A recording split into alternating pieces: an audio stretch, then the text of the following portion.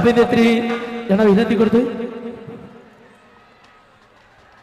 दरम्यान मी दिव्या पुगावकर यांना विनंती करेन की दिव्या जी आमचा खोपोलीतला माहोल आहे, सुधाकर शेठ गारेंची दहीहंडी आहे, या दहीहंडीबद्दल आणि या उत्सवाबद्दल थोडक्यात आपलं मनोगत आणि प्रेक्षकांशी संवाद साधावा। दिव्याजी, सर्वप्रथम इथे आल्यावर एकच बोलावंसं वाटतंय हा जल्लोष बघून, बोल बोल बोल बोल बजरंग बली की जय महाराष्ट्र, जय महाराष्ट्र।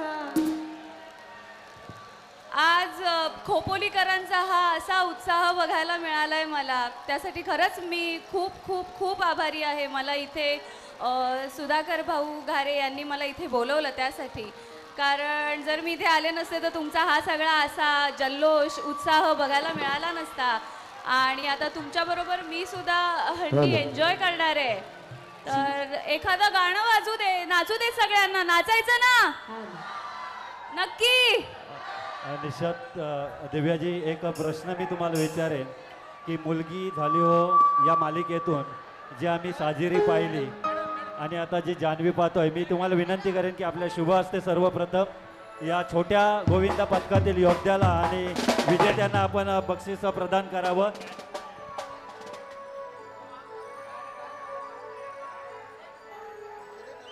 जोरदार टाळ्या। Hello Santosh, hello Morya. धन्यवाद।